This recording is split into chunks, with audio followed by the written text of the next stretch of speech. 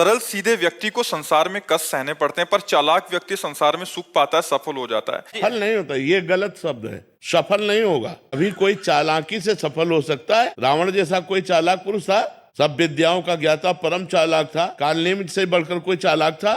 पूरी संजीवनी बूटी जैसी ही द्रोणागिरी में हर औषधि को कर दिया और साधु बनकर बैठ गया। हनुमान जी ने मार डाला, राम जी ने रावण को मार डाला, रहा न को कुल रोवन हारा। चालाक पुरुष सफल कैसे हो सकता? नहीं, सीधा सरल पुरुष कष्ट पा सकता है, पर सफल सीधा और सरल सच्चाई पर चलने वाला हो। जैसे धर्मराज युधिष्ठिर बिल्कुल सीधे थे, यहां तक इतने सीधे थे कि युद्ध क्षेत्र में कल कौन सी रणनीति है वो जाके दुर्योधन सीधे पूछ लेता था। भ्राताश्री कल कौन सा चक्रव्यूह रचना है वो बता देते थे। इसीलिए भगवान दो बैठक करते थे, एक युधिष्ठिर के साथ और एक युधिष्ठिर से अलग। युधिष्ठिर के साथ जो बैठक की वो चक्रव्यूह रचना ही नहीं होगी, क्योंकि वो दुर्योधन को पता हो। इतने सरल थे कि वो आके पूछ लेते, वो पूरी बात बता देते थे। तो आप देखो विनाश किसका हुआ? चतुर चालाक, जिसके साथ शकुनी, दुशासन, कर्ण, दुर्योधन के साथ इतने चालाक, चालाकी की हद थे ये लोग। तो क्या ये लोग सफल हुए?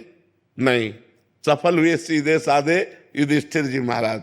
तो चालाक पुरुष तुम्हें सफल होते नजर आएगा, लेकिन सफल नहीं हो सकता। सीधा साधा पुरुष तुम्हें दुख भोगते नजर आएगा, लेकिन वो दुख भोगेगा नहीं, आगे चलकर वही विजय को प्राप्त होगा। थोड़ी यात्रा ऐसी है जिसमें संशय हो सकता है देखकर कि बेईमान, दुष्ट, चालाक, कपटी पुरुष उन्नति को प्राप्त हो रहा है और धर्मात्मा, ईमानदार दुख को प्राप्त हो रहा है। लेकिन परिणाम में जो सही चल रहा है उसका सही परिणाम होगा, और जो गलत चल रहा है उसका गलत परिणाम होगा पक्का। उसका पुण्य उसको साथ दे सकता है, लेकिन जो जीवन का परिणाम है वो ये पद नहीं है। मरोगे तो तुम्हारे साथ पद नहीं जाएगा, तुम्हारे साथ रुपया नहीं जाएगा, अच्छाई जाएगी, तुम्हारे सत्कर्म जाएंगे। और ये पक्की बात समझ लो, जब आपके आचरणों का, और भगवान ऐसी बुद्धि भ्रष्ट कर देते हैं कि खुला आचरण उसकी गंदगी सामने आ जाती है। आदमी की इज्जत चली गई तो किस योग रह गया?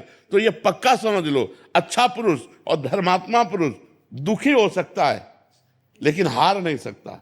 विजय को वही प्राप्त होगा, ये निश्चित बात है। सामने से तो बहुत सुंदर दिखाई दे रहे और पीछे जो पाप कर रहे तो मालिक देख रहा है, उसका हिसाब मालिक करेगा। मालिक की दुकान में है सबका जीवन खाता, पाई भर का भी चूक नहीं होती हमारे मालिक से। एक एक बात का हिसाब होता है। अगर हमने अंगुली भी उठाई है तो उसका भी हिसाब है कि क्यों उठाई और कैसे उठाई।